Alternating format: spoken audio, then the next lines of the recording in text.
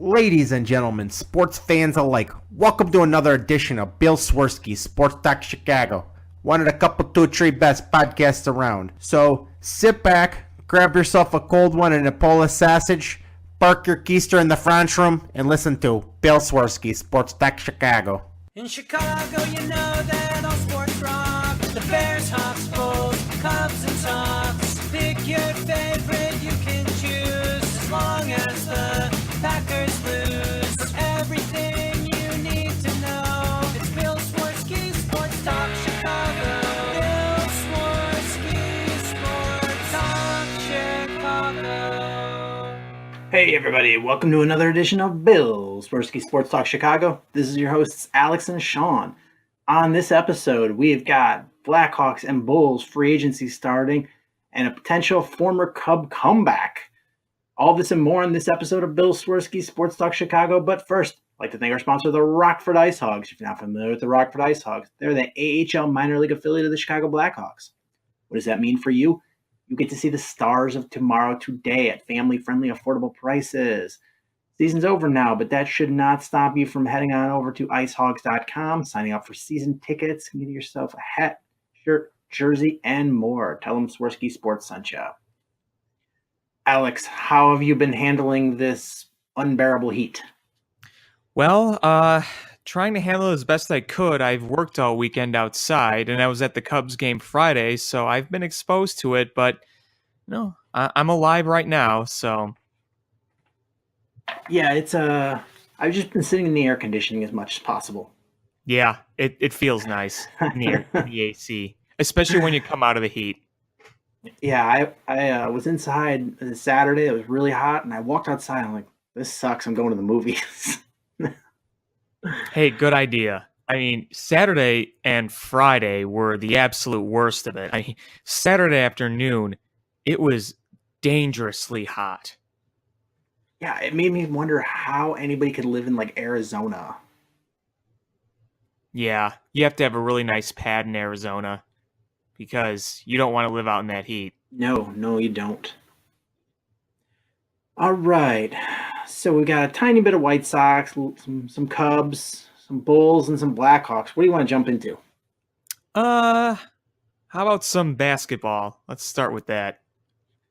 All right. So, the big news. LeBron James signed with the Lakers. This is my shock face. I think everybody has heard by now, but the question is, how does this change the trajectory of the Bulls' rebuild? Well, I was just talking about that, actually. The thing is, with no LeBron, the already weak East gets weaker. There is a lot of bad in that Eastern Conference, and I think the Bulls are in a position where they're not a contending team by any means, but they are certainly far from the worst. So there's going to be a lot of no competition, really, a lot of nothing around them. So it's going to be really hard for them. Let's say they were going to try to tank again this next year for another high pick. That's going to be really hard to do because there's going to be a lot of teams worse than you. Yeah, absolutely. I talked to a couple people that were like, now's the opportunity. The Bulls should jump into free agency to get some players because they'll make the playoffs. And once they make the playoffs, who knows? Well, you know what? Who cares if you make the playoffs?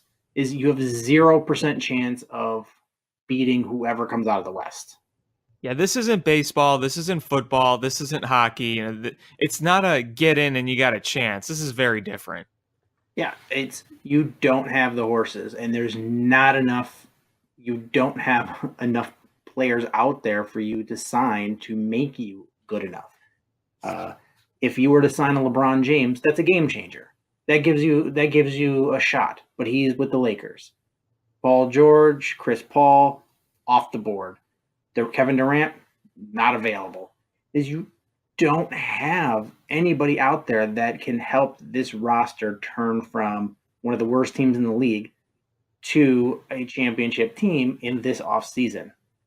If you tried to do that with this team right now, you would pretty much be giving yourself a mediocre team that would make the playoffs and then lose pretty much right off the bat, kind of like they were a few years ago when they played Boston in the first round, but with just a few more young players. You know, you'd have Lauri Markkanen in there, you'd have Wendell Carter Jr. in there, maybe you have Zach LaVine, but you know, the guys that are available now, it's not like you're going to be shopping for a superstar. You just be shopping for decent, solid free agents that'll only get you so far.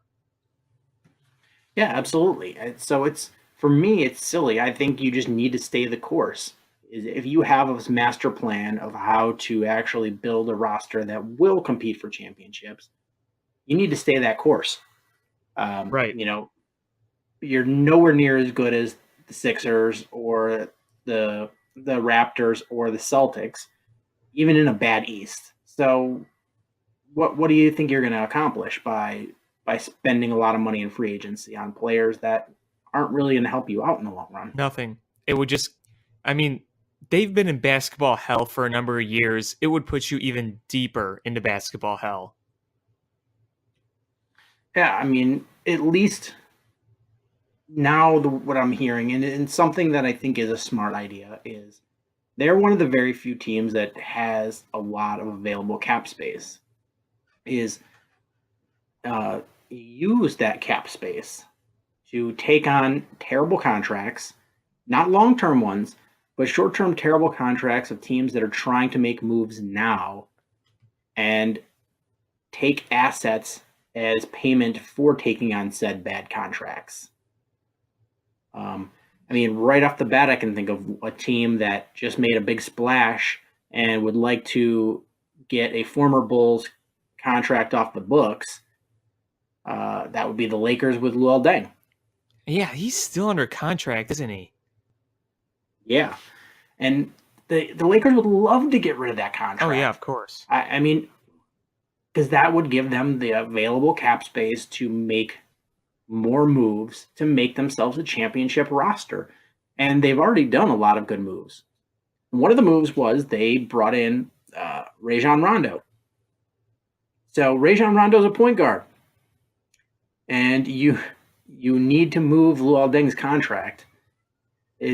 What's the possibility that the Lakers they move Luol Deng to the Bulls and is for payment send over Lonzo Ball? Yeah, so you're saying in a package, basically. So it's like we're taking it off the books, then give us something. Okay, I see what you're saying. Yeah, it's because we take on that bad contract, and in exchange for taking on the bad contract, you give us a young former second overall pick in Lonzo Ball. Yeah, I'm looking up Deng's contract now because, you know, I kind of forgot that he was still under contract. Let's see. Still for the Lakers. Yeah, obviously. Wow, he's only 33. Feels like he's a lot older than that, doesn't he? I mean, he's like 200 in Thibodeau years, the way the miles that guy put on him. Yeah. Wow, he's signed through 2020. And this next coming year, he's going to be making $18 million. Yee. Yeah, it's a tough contract to swallow. So you'd have it for this year and next year. So is it through? Yeah, so it's this season and next season. Next season, he's making $18.8 million. So, I mean, if you have the money to do it, even if you sign Zach LaVine, you still have the money to do it. It's not that long of a contract.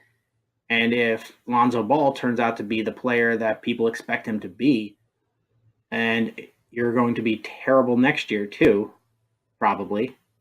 I mean, not nearly as terrible as this year, but you expect them to be pretty bad. Another lottery pick, and suddenly you've got a really young core there. And, you know, Chicago's the new destination of trust the process. Yeah, we just don't know how much trust we have in this process. But yes, that is technically true. Yeah, because, like, you know, next year I look at the Bulls and you say, how good or bad are they going to be? I mean, right now I look at it, I'd say if they're healthy, they're probably a step or two below mediocre because, like I said, they are not the worst team in basketball right now. There are teams that are worse, but they're certainly not good. Oh, absolutely. There's teams that are definitely worse than the Bulls, a lot worse than the Bulls. And I'm not saying they're going to be a top 10 pick, but they'll be a lottery team, I would fully imagine. And if they're in the lottery, then anything can happen. Yeah, I mean, obviously, you want as high in the lottery as you can get, but that's definitely true. What else? I have seen rumors of the Bulls being linked with former Chicagoan Jabari Parker, currently of the Milwaukee Bucks. Yeah, that's exactly what I said. Is other than he's from Chicago and that'd be cool to have a Chicago player here. I don't care about that stuff. I don't. I only do if the player is good. Like Yeah, when Derrick obviously. Rose was winning MVP, that was awesome. Oh, that was MVP special. from Chicago. But when Derrick Rose was broken, Derrick Rose, I didn't care anything about him from being from Chicago, not even one bit. Right. And I realize that Jabari Parker is a guy that has a ton of potential, but he's also a guy that's missed half of the games of his career to injury and has 2 ACL injuries. Yeah, exactly. I mean, you look at his age, he's 23 only still. So he's still really young. He came in the league at 19, but yeah, I mean, you look at his game logs, 25 his rookie year, 76 was his career high, then 51, then 31. So yeah, not even close to playing full seasons except for 1 year. And when you have multiple ACL injuries, that's serious. It's absolutely serious. Plus, he's a forward. They need a shooting guard. Right. So what's the point? There's no point to it. I'm just wondering if people are linking them because he plays for the Bucks, he's from Chicago, and the Bulls have a lot of money. I'm wondering that's just the connection, or if there's really actual interest by the Bulls in Jabari Parker. I mean, again, why would there be? I don't get it. I don't.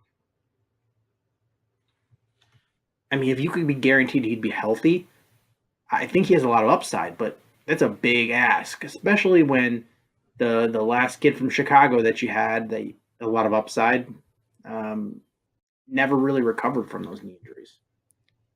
Well, and look at look at some of the young assets they had last year. We're talking a lot about what's going to happen with Zach LaVine. That's a huge question mark on its own.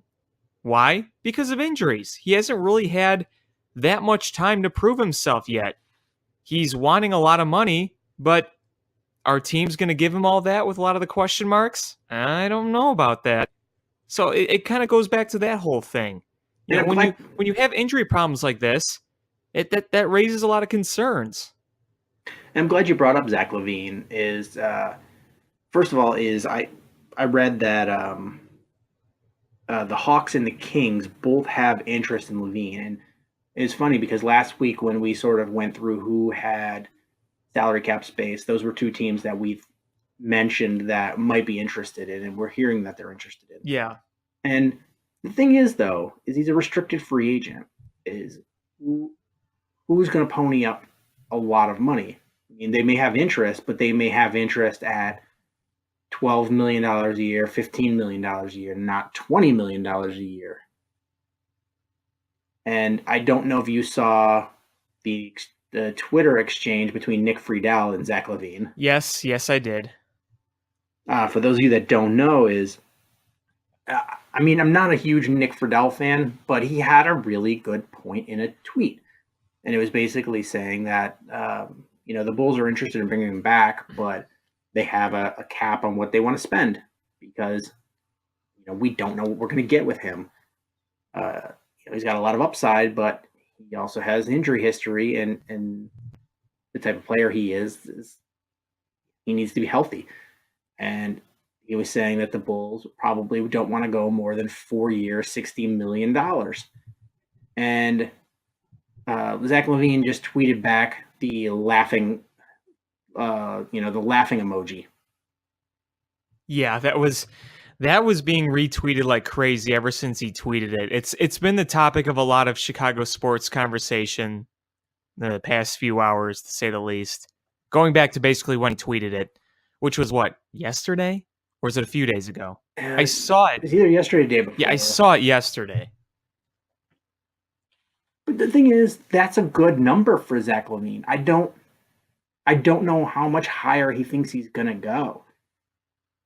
Yeah, I mean, you gotta prove yourself first. I mean, that's the biggest thing. You gotta prove yourself.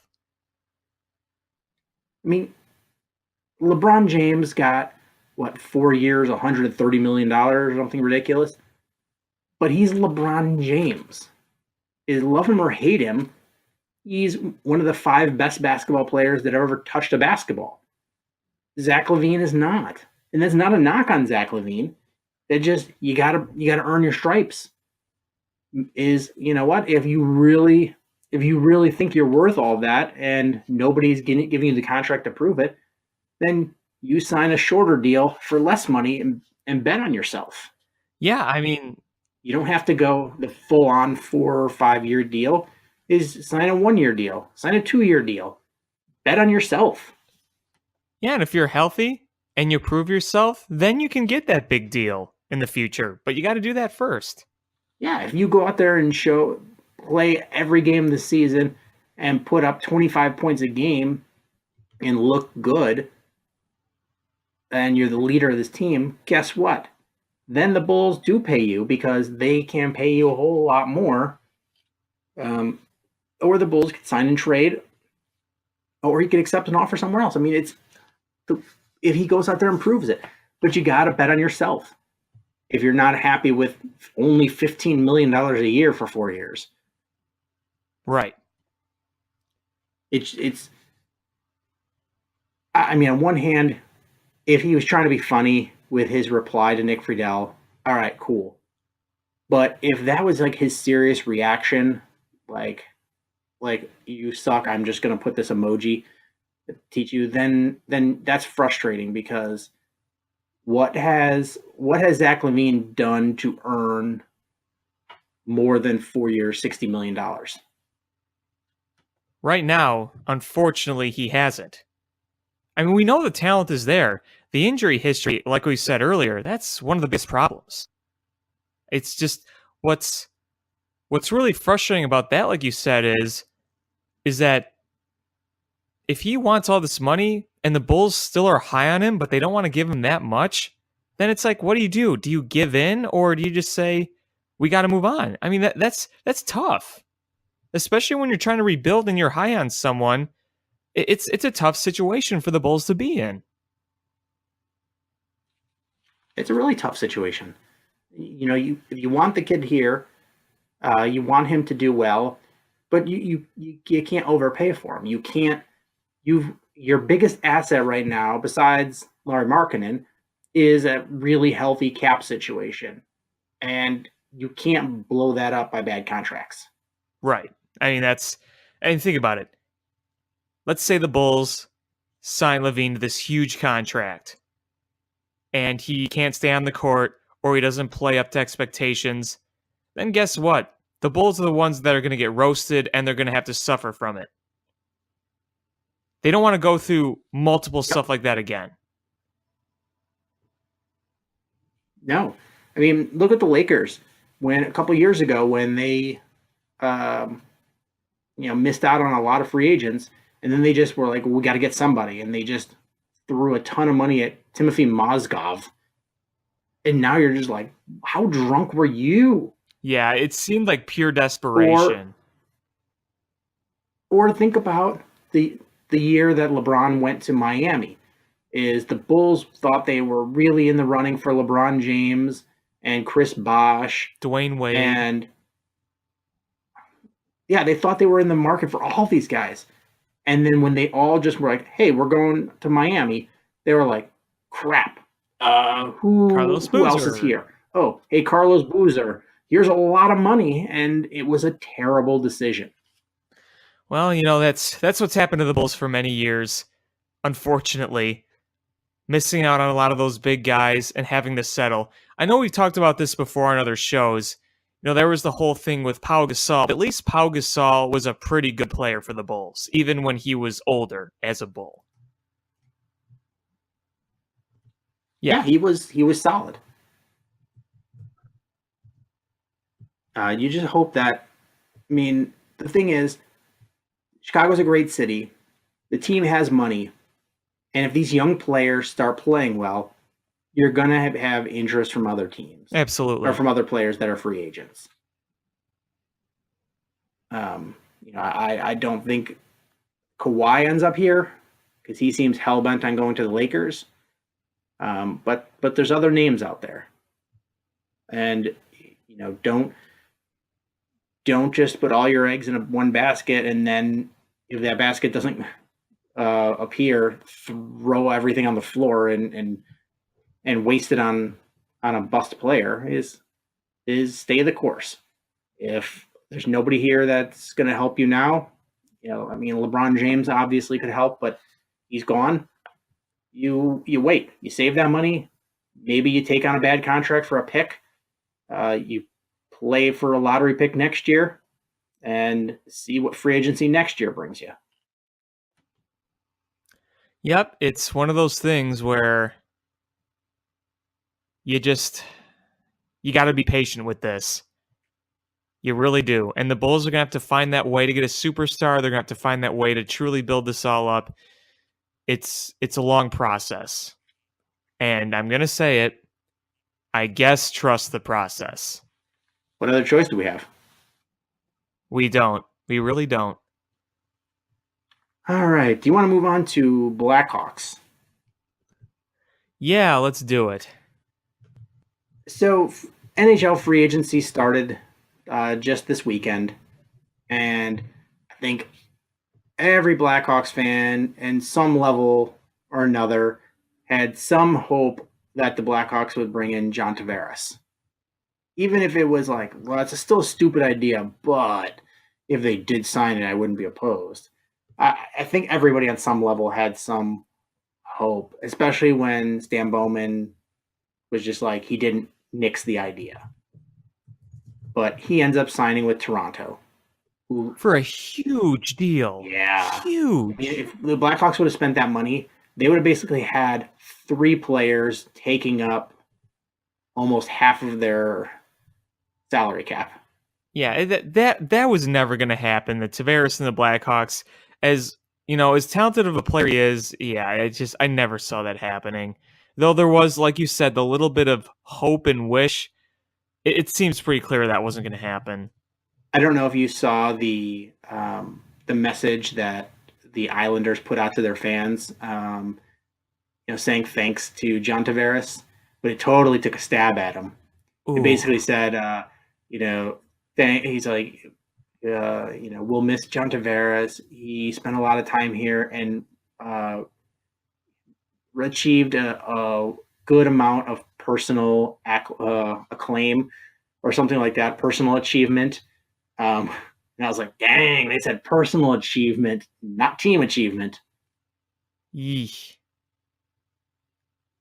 That Toronto team is going to be putting up goals. They're going to score some goals. Yeah, and it'll be interesting to see how Tavares plays in a Mike Babcock system, which that could work out really well. He's penciled in as the second line center. Yeah, I mean, that doesn't surprise me. But as far as the Blackhawks go, so Tavares off the boards, and the Blackhawks make 3 signings. Oh, I just yawned thinking about it.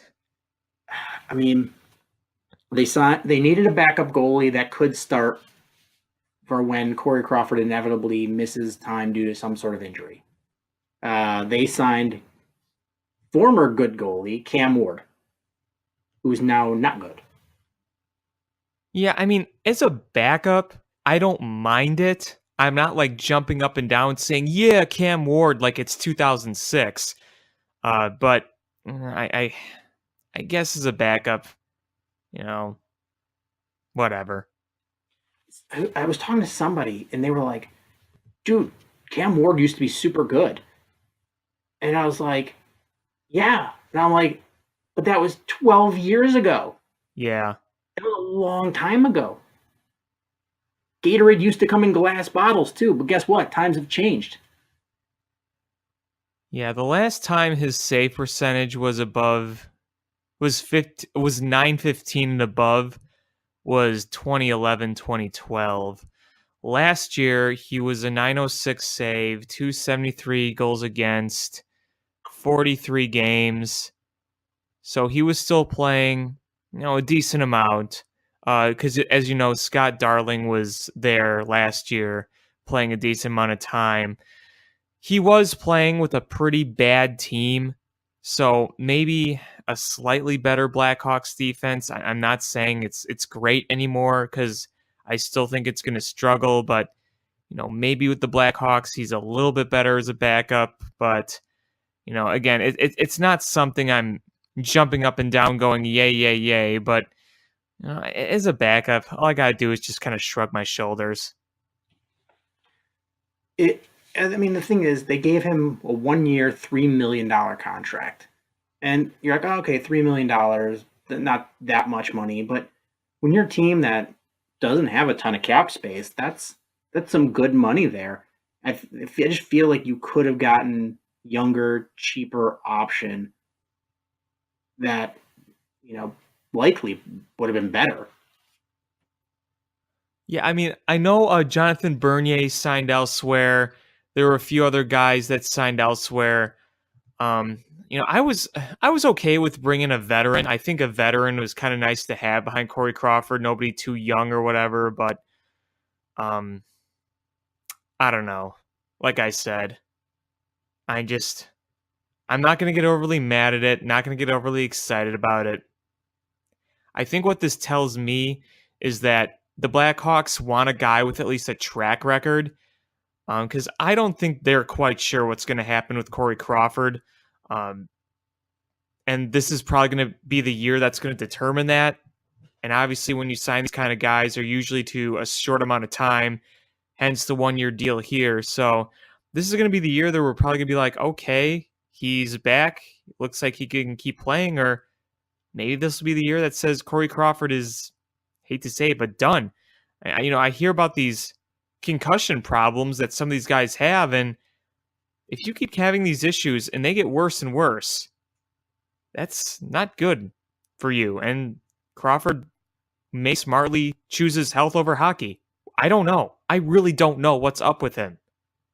But bringing a goalie on, there's not too many people. There's not too many people that do know what's going on with Corey Crawford. No, really. I mean, it's true. Nobody really does. So you're right. I don't mind them bringing in a goalie that's a veteran that has starter experience, some playoff experience. I just feel like there could have been a better option there. Which is fair. Maybe there wasn't. Maybe they felt that was the better option, but it's frustrating. I don't know if other veterans wanted more money or what the deal was there, or maybe Stan Bowman just really likes Cam Ward. I really don't know. The next signing they had was Chris Kunitz, who I'm That's old, what I gotta say to and that. he's almost as old as I am. And Stan Bowman was like, he's a former 30 goal scorer. And I was like, yeah, 700 years ago, when they used to play with wooden sticks, not this composite. When it was when tickets cost 50 cents, that was a long time ago. He's an old man. I mean, I get he had 13 goals on a checking line last year. I'm not going to hate on that. But, I mean, this feels like Patrick Sharp too. Yeah, that's the thing. It's the age, really. If we had him, let's say 5+ years ago, then I'd say it's a pretty good get. But he's almost 40. I don't think there's much left. I think it's clear that he's going to be, down in the depth chart on one of the lower lines at this point. I mean, I don't hate this signing, but I'm not really like, there's no reason for me to get overly excited about it. I don't know, but I feel like his nickname this year is going to be Healthy Scratch. Yeah, I wouldn't be surprised either. Last year he played in all 82 games, so he's been durable. He's played full seasons the past 6 years or so, but that's a lot of miles on a guy who's 38 right now, going to be 39 eventually. 39 when the season starts. Yeah, you're right. So I don't know. It just. And then the third signing was defenseman Brandon Manning, who is like the opposite defenseman that we need. We need a top 4 guy, and he's a steady bottom pair guy. Yeah, I mean, to me, he just seems more depth. He's just kind of a depth guy. I mean, he's so many defensemen. 28. At least he's a big guy. I feel like we finally have a defenseman that's a big guy. Well, he kind of seems like your typical guy that Bowman has signed, these kind of defensemen. I mean, he's a decent scorer, 7 goals, 12 assists last year, but you want speedy defenders. You don't want just, oh, look, he could score goals. This, honestly, though, this still might be like my quote-unquote favorite signing of these 3. I know that's not saying all that much, but, at least he does bring some value here, like, at this point. So, I guess there's that. I mean, overall, on these signings, it's nothing exciting. It really is nothing exciting, and they're really just depth moves. And I think if there's going to be any big moves, it would be a trade, but I don't even see any big trades happening. I could see some smaller trades happening, but, it's going to be a few moves here or there. They're clearly retooling. They're going for it. They're thinking, okay, we're going to rebound. We're going to make the playoffs. They're not looking far ahead in the future. They're looking to retool and get back to it. Now, the question is, let's say they get Corey Crawford back. Let's say they pretty much stand with this roster, maybe make another small move here or there, whether it's a trade or another signing, but pretty much looking at this roster, healthy, what do you see in them? Do you really see a cup contender at this point? Because right now, No. With a healthy team, I could see a playoff contender, but not a cup contender. Yeah, I see them as a team. If everybody's healthy, I mean, you expect a bounce back year from Brandon Saad, which means you probably expect a bounce back for Jonathan Taves. If you get back a healthy Corey Crawford, you're still going to have problems on defense. I feel like they make the playoffs. Maybe they win a round, but they don't go much further than that. It's like I've always had confidence in the Blackhawks the past decade. Even going into last year, I thought we could get back to the playoffs and, redeem ourselves here. I like the chances there.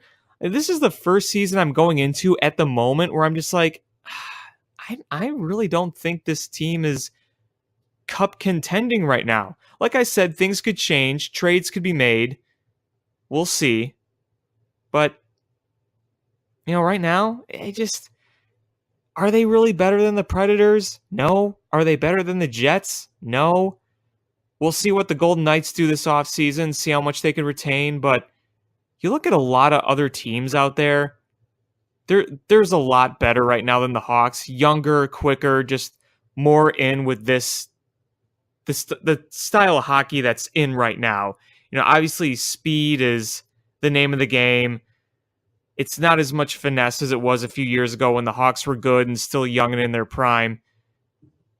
But yeah, I mean, just right now, there's a lot of teams that I see right now that are just clearly better.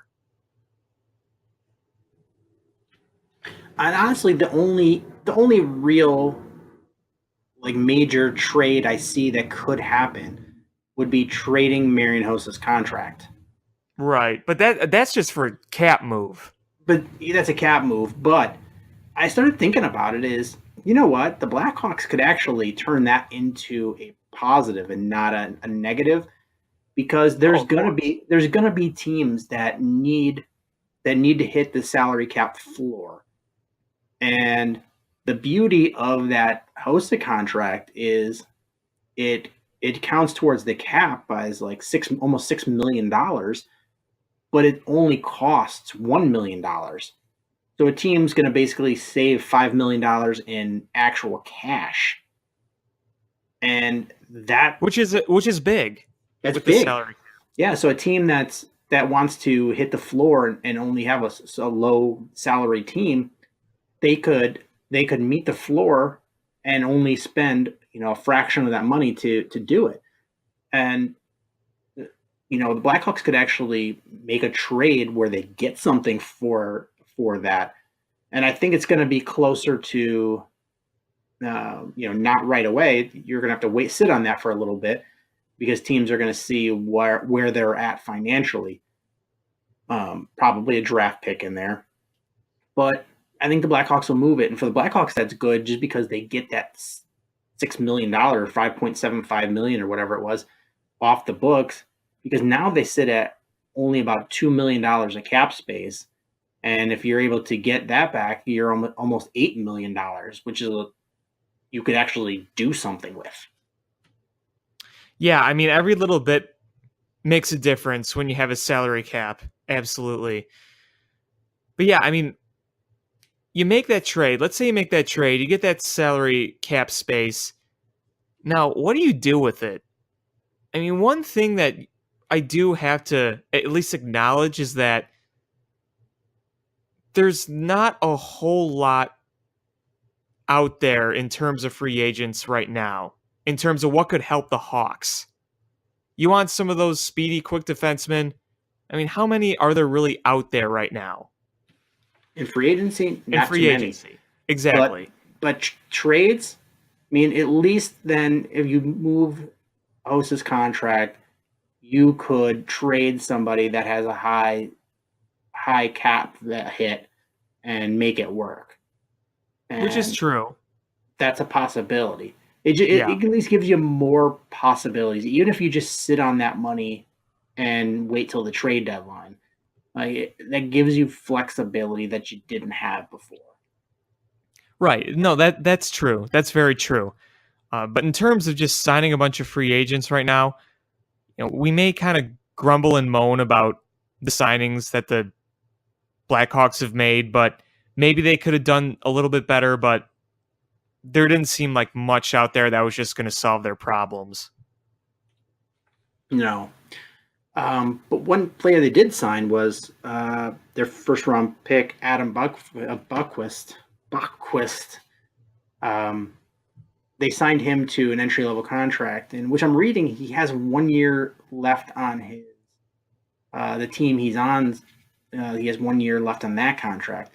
So apparently the Blackhawks entry level contract stacks on top of that, so it starts when that one ends, which is nice because then they control his future. The way he develops, the Blackhawks have a big say in it rather than just letting him be, a broad figuring things out. He's actually going to be a structured system. The Blackhawks are going to keep close tabs and work with him to get him where they need him.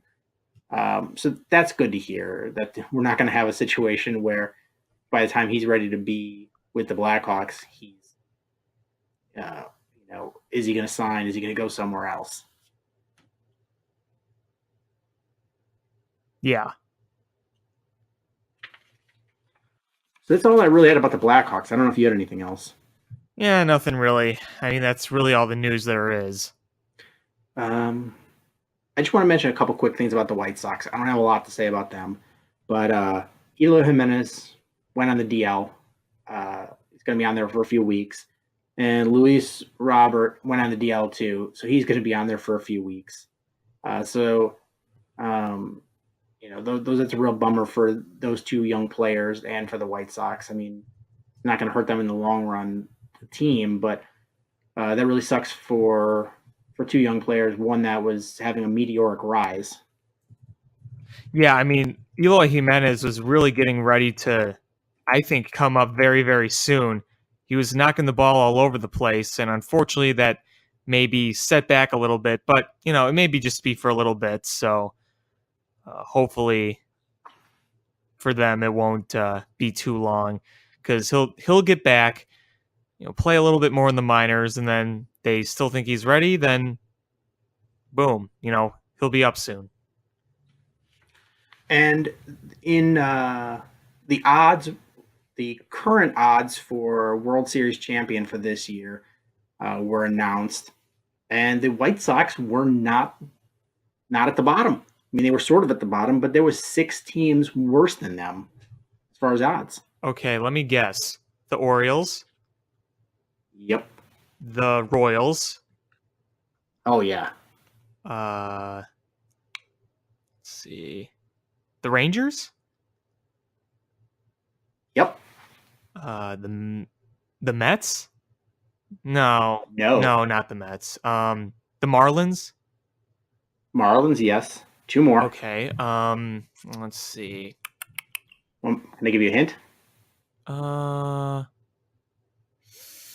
Let me think. The Reds? Yep. 1 more. Okay. Could you tell me which league? NL. Padres? Yep. Good job there. Woo! You got all 6. Yeah. The Orioles and the Royals are off the board. They don't have any odds. Well, the Orioles are on pace for a historically terrible season. Yeah, their odds on June 1st were 750 to 1, and now they're off the board. 0.0. But I'll use that to springboard into the Cubs. Do you know where the Cubs stand in that?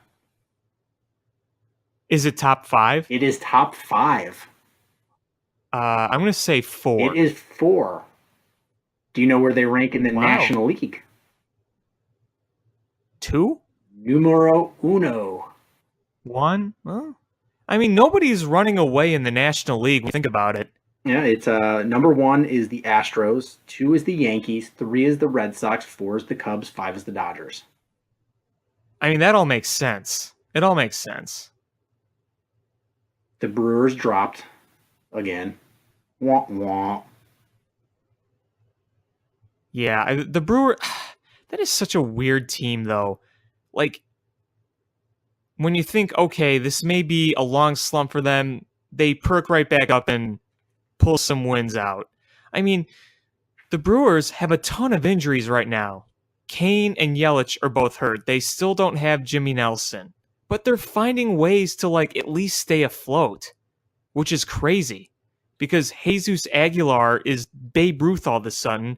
But, yeah, I mean, they're certainly not playing at the same pace as they were early on. And the injuries probably have something to do with that. Yeah, I just feel like the Cubs are coming, and they're going to eventually just take it over, probably by All-Star break or shortly thereafter. And, I don't think they'll ever lose the Brewers in their rearview mirror, but I don't see them surpassing the Cubs once the Cubs take the lead. Okay, so curious question. Where are the Cardinals on that list? They were at June 1st, 25 to 1 odds, and now they're 30 to 1 odds. Yeah, because right now they're 42 and 40. There's some controversy going on in St. Louis. I don't know if you heard about that today. They're 13th best odds, and I did not hear anything. It was regarding Dexter Fowler, and basically their John Mazalek, their president, was questioning on a podcast, saying, kind of calling out his play style and saying he wasn't, putting in the full hustle or the full effort. He said that on a podcast. Look it up on Twitter. You can't call out your players like that. on a podcast especially. Yeah, that's bad. That's bad business. You just can't do that. It really There's is. one thing if you tell the player face to face, say, "Hey, listen, X, Y, and Z behind closed doors," but to embarrass him by doing it on a podcast. Yeah, no, it's so uncalled for. And he's getting a lot of heat for it. And then he came back and saying, "Oh, I was talking about the team as a whole, yada yada." And everyone's like, "You specifically talked about Dexter Fowler. Specifically." Yeah, that's bad business there. And I get you're disappointed in him. Right. It's been a terrible year. I mean, I know the Cardinals aren't used to paying big money for a free agent and having him not succeed. But you know what? That's baseball when you go into free agency. Your team hasn't really, jumped into it that much in the last couple decades. But those of us that do realize you're going to get a bad contract every now and then. Right. And Dexter Fowler, to me, he never seemed like a fit there with that team. Sometimes just the fit isn't there. It's just not. That's why I always question when a player that, like, it's one thing if you're somebody that was just great from the get go and you made the decision to go somewhere, but a guy like Dexter who was okay, came to the Cubs, found himself, and then he was like, "Well, I'm gonna go somewhere else." Like, I just never understood that. You'd think that he'd much rather take less money and stay in a situation that was good for him rather than go somewhere that wasn't a good fit for him and just take the money. Like, I think he might have thought the Cardinals were going to be a better fit than originally thought. because there's a lot of guys that will just go wherever, and regardless of the fit. Right. And I just feel like with the crazy money these players make, it's not like the difference between the Cubs were offering $25,000 a year and the Cardinals were offering $100,000, and that's a huge difference. But when you're multimillionaire, how much of a difference does it make? Because if you play well in this contract, you can make it up on a second contract. Where if you play bad in this contract, that's it. Yeah, I have a feeling that he's not going to be a Cardinal for much longer. I really think they're gonna part ways. He's not gonna finish out that deal in St. Louis. It's gotten really sour. I mean, I hope for his sake that they move him. If he doesn't go to a winning situation, I hope he goes to a nice situation. Maybe like a Padres where you get to play in nice weather and a nice park, and there's no high expectations. Nobody outside of San Diego even knows what San Diego's doing. Yeah, there wouldn't be any pressure in San Diego. No, and it's every day you go to the ballpark what the weather's going to be. Yeah, it's gonna be beautiful. Yeah, it's going to be 70 degrees and sunny. Yeah, I'd take that. Got a little breaking news for you. Oh, Not baseball related, but DeMarcus Cousins is signing with the Warriors. What? Yeah. How is that even possible? I don't know. 1 year deal. 1 year deal. Wow. Yeah. I just don't understand how they can have players making that much money and still be able to sign a DeMarcus Cousins. Yeah, that's when we're sitting here going, man, if we sign Zach LaVine, how are we going to get a max contract in there? Yeah. And they're just like, here, you get a big contract, and you get a big contract. Everybody gets a big contract. You get one, you get one, you all get one. John Lackett wants one. In Buttercup comes a package. Whoa, whoa. I don't even know how to play basketball, but I want a contract too. He takes the basketball and it pops on one of his spurs. It's he shoots it. It's not going in. He pulls out a 6-shooter and deflates it and drops into the basket. That's how we do it down in Texas. That's not how we do it in the NBA, John. Listen, I don't want to hear you hippies from California telling me how to play basketball. Turns around. Spits a big wad of chaw on the floor. The kids come out with the rag and have to wipe it up. Ew. Ew. Uh, so, Cubbies, the bats have come to life. Which is good because the pitching has not been good as of late. No, There are multiple no, reasons it really for it. hasn't.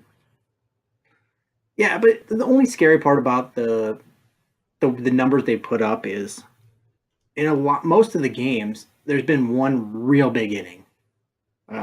In the 11-10 innings that was yesterday, they had 8 runs in the second. The 14-9 win, they had 2 5-run innings, and in the 11-5 win against the Dodgers, they had a 7-run inning. All those runs count, but when you look at what scores they have for the rest of the game minus the big innings, is they're average. I mean, that doesn't bother me that much. I mean, as long as they're scoring runs, that's really all I care about. I was just happy to see them taking advantage of the conditions on some of those days. And I really thought it was great the second day when they just singled the Twins to death. Like, just keep singling away, putting the ball in play, put the bat on the ball. Joe Mann's been stressing that. They listened to him. They just went out there, put the bat on the ball, good things happened. I think that they need to continue doing that. I think that's been something we've all been saying. Yeah. Is put the ball into play, make contact. I'm more than. I mean, we talked in the beginning of the season or before the season started how many 30 home run a year players are the Cubs going to have? How many guys are going to hit 30 home runs this year? I would throw that. I'd say I hope 0 if they can win a World Series. It doesn't matter to me. Those are individual achievements, but if they can win hitting singles and doubles, awesome. That's actually more exciting. Like a double is way more exciting than a home run. Well, what's nice about what they've been doing at the plate lately is that they just keep lines moving. When you swing for it all, it could be all or nothing. But when you're just putting the ball in play continuously, you're keeping it going. You're putting more pressure on the pitcher. You're causing them to throw more pitches. You're tiring them out more. Just keep that line moving. I like that. Don't get me wrong. I like some home runs. I was in the bleachers Friday, and I saw just a couple of rockets from Hayward, and Schwarber hit one into the upper tank of the bleachers. That was awesome. And then obviously the Russell grand slam to give him the lead. The place was going nuts.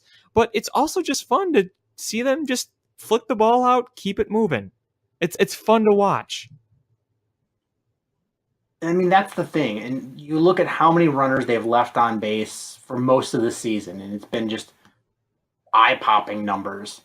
And you instill in these guys. Don't worry about knocking that guy in with one shot. Is just move him one base. Move him one base. Then the next guy comes up and he moves him one base. Everybody does their job, and you have a ridiculously potent offense.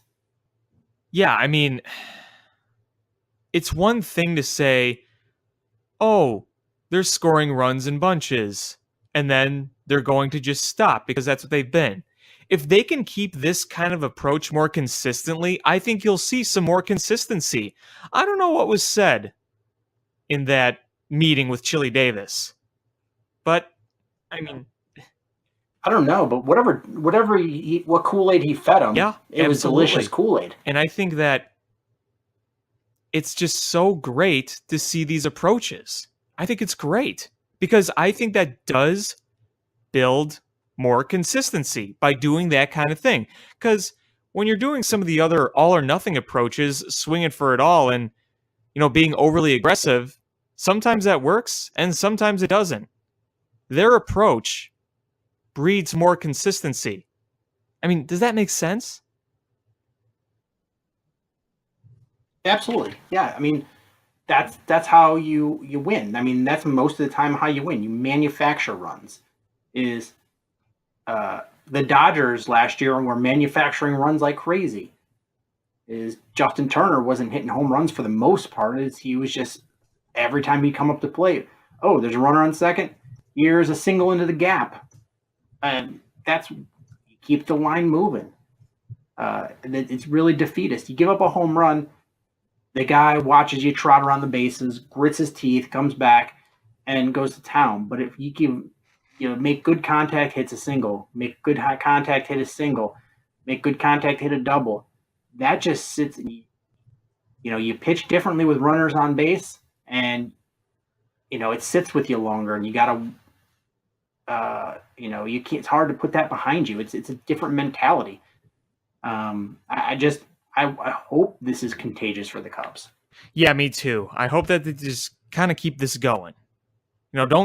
Don't stop now. I know the Twins are a bad team, but you saw that offense ring against the Dodgers too. They're no slouch, even though they've been banged up. You can't take that away from that. So keep that confidence going. And if that Chili Davis was just that speech was just something that helped get their confidence going, great.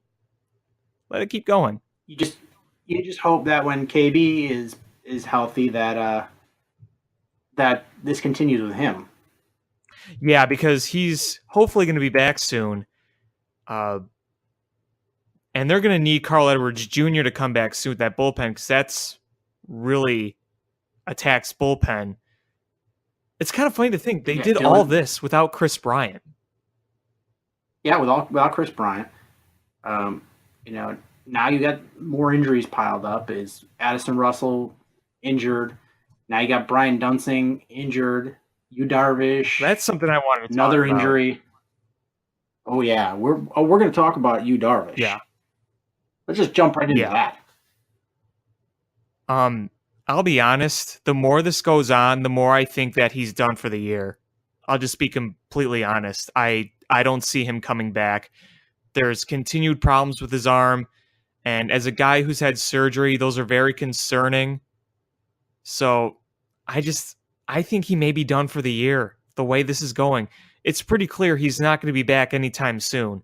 And it's too bad because he had that rehab start, and he looked good. He was throwing 94, only gave up 1 run, struck out 5, didn't walk anybody. So it looked like, okay, maybe he'll be back in a few days. But then he said he wasn't feeling right, and then he was feeling pain. And that is not good. Nope, not discomfort, pain. And I have the same feeling you did. I actually wrote in my notes, I was like, I had a note in the journal I have with notes for the show before. I was like, good rehab start, positive sign. Then I just wrote underneath, crap, done for the year probably. Yeah. Ugh. And that it just sucks. Is that really hurts the Cubs' chances for the rest of the year. Well, I think what's going to happen is that the Cubs are going to have to get another pitcher to get by. They were saying this on the Score, I think it was Sunday morning, and I think they said it perfectly. They may just have to get another pitcher to get by. And in addition to that, you're going to need Kyle Hendricks to come back to form. If you want to contend, he needs to be Kyle Hendricks again.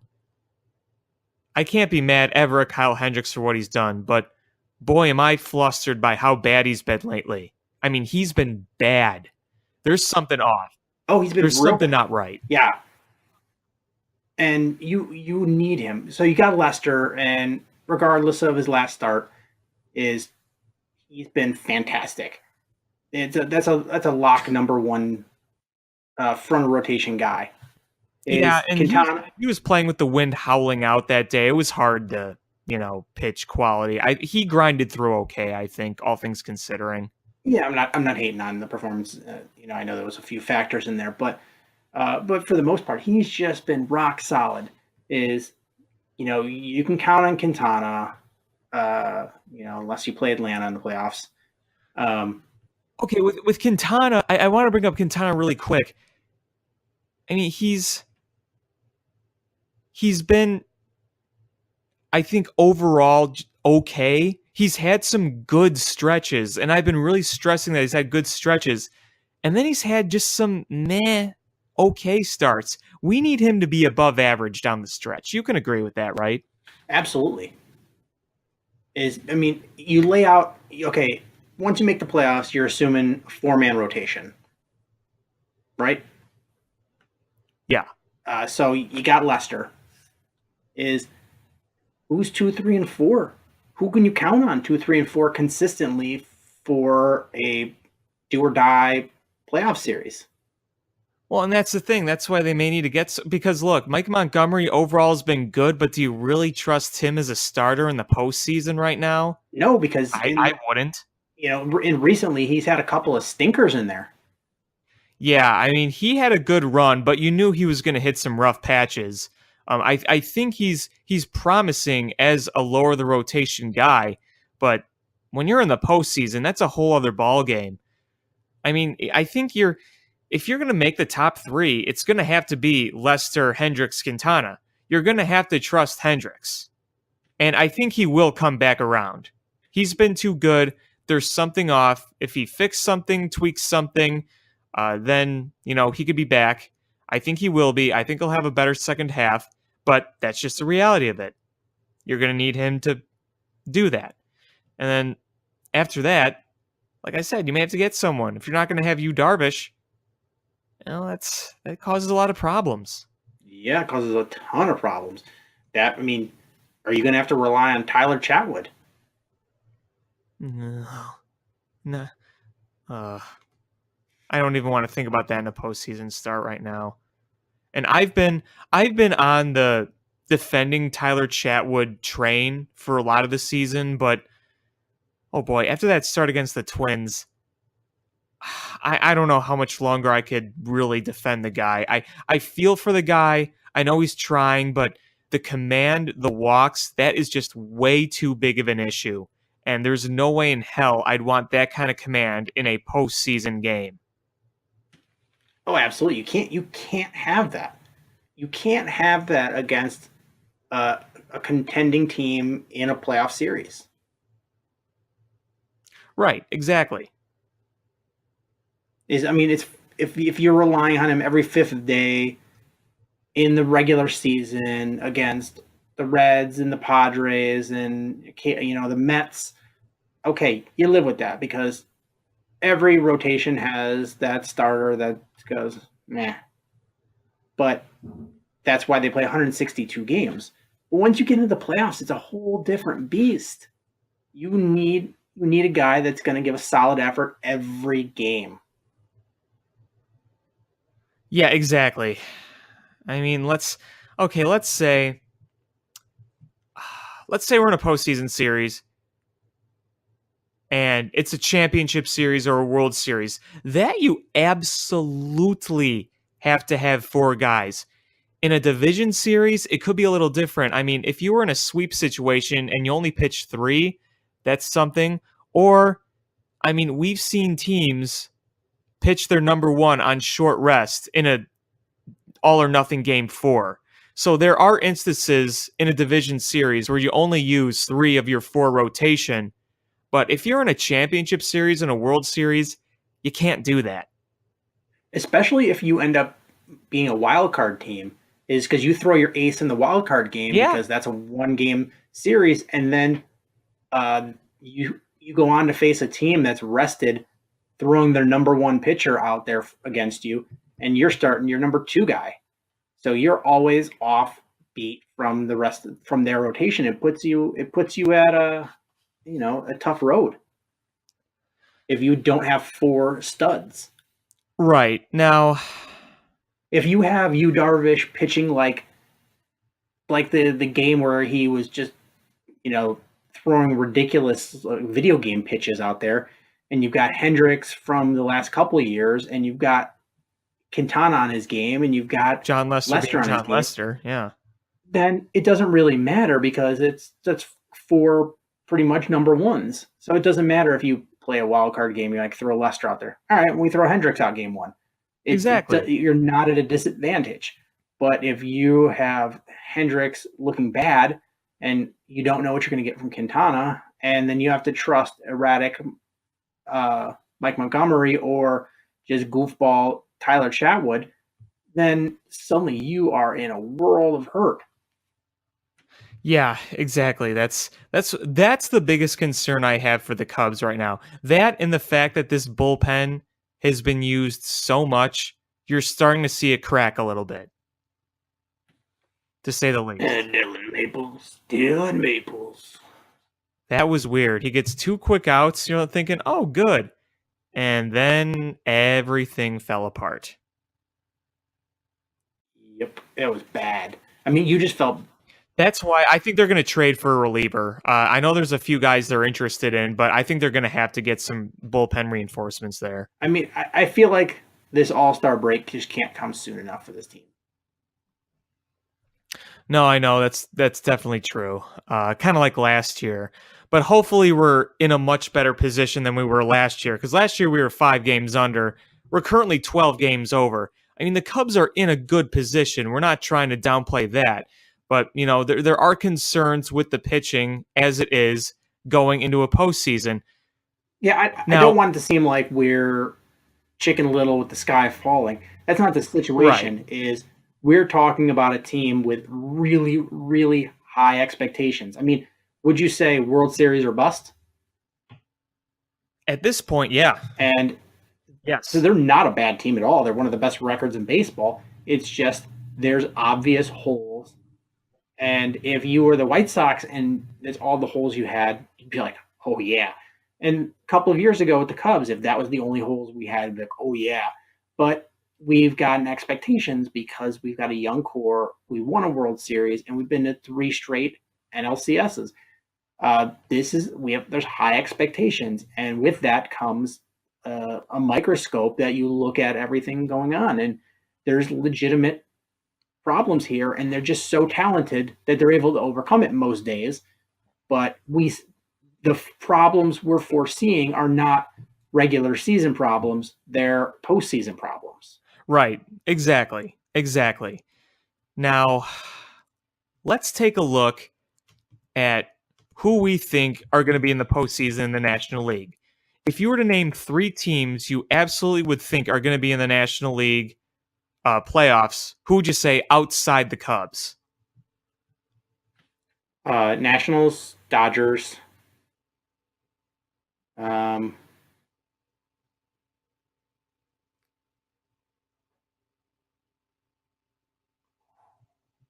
the third? I would say possibly Milwaukee, possibly the Cardinals, possibly Atlanta, possibly the Diamondbacks.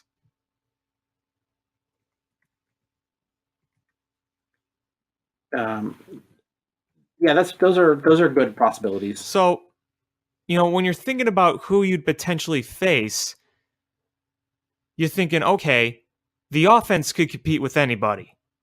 I don't think there's a question there. There is some question of whether it'll be hot or cold because that's kind of how this offense has been. But I think talent-wise, on paper, they could hang with anybody. Pitching-wise, it varies. If the Dodgers are healthy, that's a hard rotation to beat. The Nationals, that's a very hard rotation to beat. So the Cubs have John Lester, who's a great postseason pitcher. But after that, it's like, okay, Kyle Hendricks has been a really good postseason pitcher, but we wanted to return to form first. Quintana doesn't have that much experience. He's had 2 good starts and 1 really bad one in the postseason. But, you look at Washington, Strasburg, Scherzer right there. Big 1-2 punch. Obviously, you have Clayton Kershaw and Rich Hill and Alex Wood on the Dodgers. So it's kind of one of those things where you look at the potential contenders and you look at their rotations as well, and you kind of compare and contrast. I mean, it's going to change because trades are going to be made, moves are going to be made by teams all over the place, but, you start to kind of do that. The one good thing about facing the Dodgers is I know they've shorted up a lot from 2 or 3 years ago where they were just abysmal versus lefties. they still struggle against lefties. Yeah, and you have two lefties in your rotation. Yeah, that's a big plus. But I mean, you've struggled. The Diamondbacks are a tough one if you have to play them in the playoffs because just going to a different coast, and they're a good offensive team. The Braves scare me. Yeah, just because they just have nothing to lose. They're on house money right now. they're kind of like the Cubs were in 2015, going in young, nothing to lose, upcoming, a lot of young studs. You know, the Phillies have been playing really well. I mean, the Nationals are going to have to do everything they can to win that division, but I still think they win that division. Yeah, everything's got to kind of come together, but yeah, I think they will. I'm looking at the standings now. They're six back now, but they're the team with the most experience in that division in terms of contenders. So I think they will eventually take over, or they'll at least, I think, be a wild card team. So that's what I mean, with Bryce Harper has been playing. Yeah, that's an understatement. And is Daniel Murphy he just still recently hurt? came back. Or is he just coming? Okay. So you figure once he's back in the groove and playing, back into the groove of playing, and you get Bryce Harper hitting where you expect him to hit, that team is going to go on a tear. And I feel like they are going to do like what the Cubs did last year. And that freight train's going to go. Yeah. They're going to overtake everybody, and they'll win that division. But I feel like your wild card teams are going to be the Diamondbacks and the Braves. Yeah, I could see it, and I think the Braves overall have more spread out talent than the Diamondbacks. But they're both good teams. Overall, it's not making the postseason that I'm worried about at the moment. I'm not worried about that. It's just how far they're going to get, and I still think they have a great chance to win a World Series because look. We've seen pitching staffs get really hot in the postseason. It can happen. We've seen it here in Chicago with the White Sox. You remember that. So, I do. We can't write anything off, but there's definitely some concern there, but there's so much longer to go that things could change for the better or, for the worse, hopefully not, but, things can change. So, I guess we'll see how it plays out, but I think the Cubs are going to make a few moves. They may get another starter, even if it's not like a big-time name. They'll probably get another bullpen piece here or there. My one question is, if they were to get a starter, who would they get? It would probably be a lower-the-rotation guy. I know I've complimented James Shields for pitching a little bit better. People have suggested James Shields for the Cubs. I do not want James Shields. No. No, because they say, bring him on to eat innings. I'm like, we're not here to find innings eaters. We're here to find people to help us win games. If this was the 2013 team, yes, give us innings eaters. We had Jeff Samardzija and Edwin Jackson to do that. We're not in that position now. We're not looking for innings eaters. Look at the AL standings. It's not even the All-Star break. And I think we've already got our playoff teams set. The order might change, but the teams look like they're set already. Yeah, no kidding. Seattle's close to Houston, but I think Houston's going to pull away. Yeah, but those two, I think one of those will be the wild card, and the Red Sox Yankees, one of those will be the wild card, and then the Indians. There's your teams.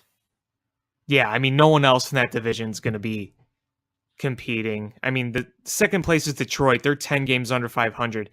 I mean, Detroit's only 9 games back, but considering they're 9 games back and 10 under 500, that shows that Cleveland has yet to kind of take off, and that's kind of typically what they do. They kind of start off slow, and then they take off in the second half, but regardless, Cleveland should run away with that division. Cleveland has the worst record out of any division-leading team, and they're up by 9 games. Yeah, that's true. But I feel like the All-Star break just can't come soon enough. And, I'm knocking on wood here, but it seems like the Cubs have a pretty manageable schedule going through to the break. They got a short series against Detroit, a couple against the Reds here in Chicago, and then they head out to San Francisco, then to San Diego, and wrap that up and get a break. So it's not like you're facing the Yankees and the Red Sox, but hopefully the Cubs offense can. This is a stretch where they have to keep taking advantage. Yes, they've got it. They can't have one of those end of the first half collapses. Like they've got to keep the gas going and then take that break. They can't come to the break before, remember, was it last year where they got swept by the Padres, or was that 2 years ago? That was last year. That was bad. That can't happen again. That was really bad. That was really, really bad. You can't get swept in any of these series. No, you can't. It's something you want to take advantage of, because we were talking about this last stretch was tough. You had to play the Dodgers twice. You had to play the Brewers. You had to play the Cardinals. It was a tough stretch. Now you're getting a more manageable stretch, but you still have to go out there and take advantage.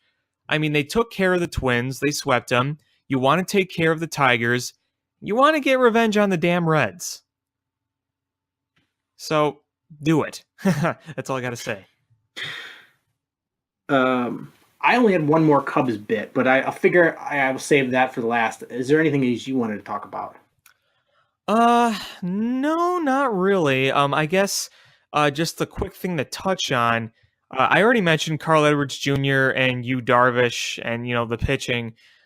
Looking at the bullpen, I think we're pretty lucky to have good finds like Anthony Bass and Randy Rosario in there, because they've come up pretty big. And then Pedro Strop continues to do good things, except that one game, but he's going to have a clunker every now and then. True story. I still hold my breath every time he pitches. Yeah. It's funny because he's been the most consistent Cubs reliever the past 4 years. He's one of the best Cub relievers ever when you think of it. I still hold my breath. Alrighty then. I do the same thing as when I used to watch Mitch Williams pitch. I don't know why. It's just psychological. Well, here's the thing. Like 90% of the time, Pedro Strop is incredibly effective. But that 10% of the time he's not effective, boy, do things go south. But, that's maybe just part of the perspective. It shows how good overall Pedro Strop has been. Yeah, it's true. But, I mean, my overall point is, it's good that those guys are doing that. It's good to have Brandon Morrow back. But they really need Carl Edwards Jr. back. And that's just something I really got to stress. He's supposed to be back soon, isn't he? Yeah, I mean, he's been throwing, so hopefully that's a good sign. But the point I had was, have you ever seen the show? It was on several years ago on HBO called Eastbound and Down. I've heard of it. It was about a crazy former Major League Baseball player that, when his talents started to wane a little bit, he had created so much baggage that nobody wanted to give him a chance. And then he ended up moving back to his hometown, living with his brother, being a substitute gym teacher. And he ultimately, trying to get back to the big leagues, went to play for independent Mexican baseball leagues. We have a real life Eastbound and Down situation with a former Cub, Big Z. Yeah. He's making a comeback. You know what? I thought he was much older than he is. He's younger than Zobrist. Yeah, no, he's only 34? No, I think he's only I think he's 37. But he is now playing. It still would feel like he's over 40 by now. I know. I figured he was my age. He plays for Leones de Yucatan in the Mexican League. And he hopes to come back to the majors at some point. I would actually kind of like to see that. I was just saying that is every like fiber in my being is like, all right, how do I get tickets for those games and what's my passport status? Because to go see Big Z pitch now, that would be awesome. Oh, it would be. And you know what? As much of a nutcase that he was, when I was a kid, I loved him. He was one of my favorites. You know what? Is talking about this made me realize something that I meant to write down to talk about, and I can't believe I didn't write this down. Is being a former nutcase Cubs. Did you hear Sammy Sosa is pissed that Ernie Banks has a statue and he doesn't? Yeah, I heard all about that. Okay, I get you can be upset that you feel betrayed by the team, even though you were the first one to do the betrayal. But to be pissed that one of the all-time Cubs legends gets a statue and you don't, you are the team has nothing to do with you, and they've given you ultimatum. You have to do this, this, and this before we'll even invite you anywhere. And you were just like, nah, I'm just going to talk shit. Yeah, I thought that was very off-putting. Yeah, I mean, I don't really care. We all know Sammy Sosa did steroids. Yeah. We all know. Nobody, only lunatics don't think he, I mean, people that wear tinfoil hats don't think he did. He did steroids. He's never going to be in the Hall of Fame because of it. And yeah, I'm annoyed the way his career ended with the Cubs. And I'm upset by that, but I'm also not like, oh, he should never be at the fan convention, right, or come to a game. I don't care. Bygones are bygones. But when he takes stabs at legends, then yeah, it starts to open up wounds again. Well, yeah, I mean, Ernie Banks is Mr. Cub. I mean, he's defined the franchise for so many years. I mean, really. It's there's a, if you would have taken a stab at, I don't even know which Cub you could have taken a stab at. If you would have taken a stab at, yeah, nobody's going to care. You take a stab at Mark Pryor, nobody cares. Mitch Williams, nobody cares. Hell, you want to make a stab at Leon Durham? Nobody cares. But when you're talking the hierarchy of Cubdom that is you the can't most talk popular about, Cub of all probably time. No, it's probably number one Harry, then number two Ernie. Well, no, I mean actual Cub, actual player. Yeah, then it's got to be Ernie's number one. Yeah, followed by Ronnie. I mean, yeah, and I mean, hell, you could probably talk bad about Ryan Sandberg and not catch that much flack. I don't know. I think that one would get a little. If you're putting it up against like Ernie Banks and Ron Santo, you're way more likely to get it over than talking crap on the other two. Okay, that's fair. It was just ranking them. Right. Yeah, no, I get that. But there's guys that you can't talk bad about. You can't talk bad about the Hawk. You can't talk bad about Rick Sutcliffe.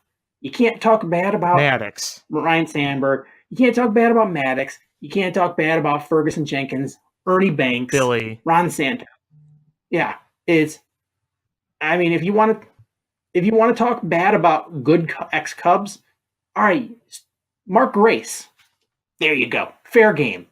Take a stab at Mark Grace, even though I loved Mark Grace.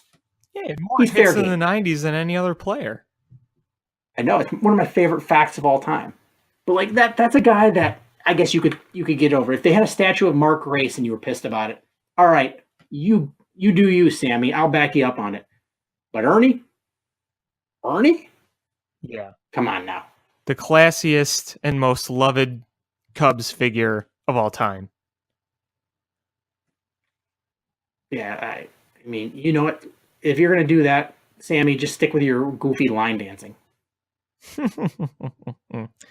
You know, That picture is never going to get you old. know, the Sammy Sosa stuff, to me, it's just I'm fading more and more away from it because I'm like, we're in a new era where we're in a post Cubs World Series universe, and we are in a position to win more World Series titles. The whole hold on to nostalgia from the past days for the Cubs, they're kind of over. We're living in the moment now when we're contenders and we're fresh off a World Series. It's like I care less and less about that stuff now. So he could say whatever he wants. Absolutely. I don't really care as much anymore. And there's enough living ex-Cubs that I enjoy and I like and I'm happy that are part of this organization that, you know what, if any hole I have, and you're right, the way that the new Cubs have just pushed out most of my need for nostalgia out, but any bit of nostalgia that I still need is made up for with Kerry Wood and Ron Santo. I mean, not Ron Santo, sorry. Andre Dawson. You've got guys that are still there. Yeah. I mean, look, Kerry Wood's probably the most active ex-Cub right now with the organization. I mean, if they bring back Jerome Walton, then it'll just be complete for me. Yeah, I think what everyone wants to see, they want to see more Pete Lecoq. I want to see a duet of the seventh inning stretch with Jerome Walton and Dwight Smith. You remember they finished 1-2 in Rookie of the Year voting. Magical 1989, Boys of Zimmer. That was right before my time, but I have that VHS and I've watched that over and over. I've got that VHS. I don't even have a VHS player. I have an old black VHS.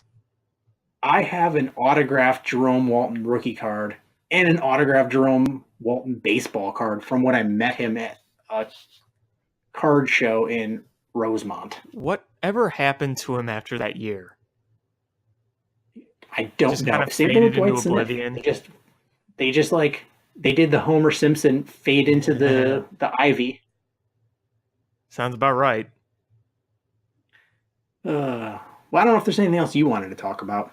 No, not really. I'm really thinking about that whole Carlos Zambrano thing. I just think that's really funny because he was out of the league at age 31.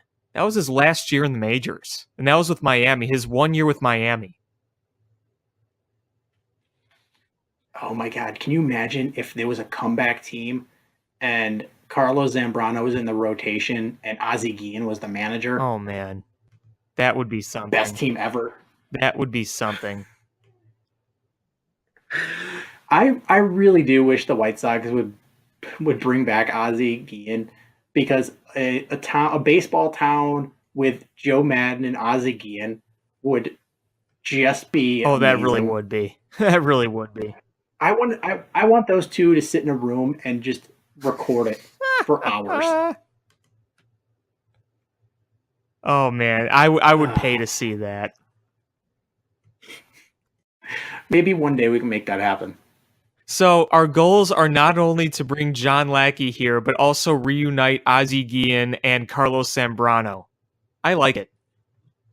Maybe they can reunite and have a game with the Chicago Dogs. He spits some chaw, and then Ozzie Guillen starts barking at him from the dugout, and Zambrano, throws a fastball up and in, and just garbage ensues. A brawl starts, and John Lackey comes riding out in Buttercup, throwing haymakers, spitting chaw, waving his 10-gallon hat over his head, yelling "Yeehaw!" And Zambrano's throwing like Gatorade coolers at him.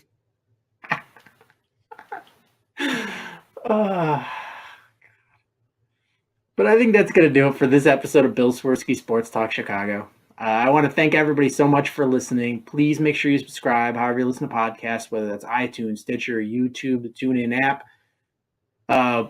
Please share with your friends. Thank you so much for listening again. And until next time, bear down. Cubs win!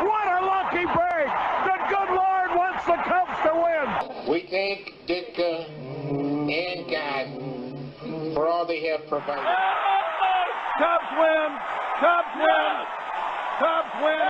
Oh, I don't want her. You can have her. She's a Packer fan. She can't fit in my van. And she looks like Remember, New Yorkers, smoking crack is not legal on the plains. Bears 31 to -7. The Bears! Oh, when the Bears go bearing down,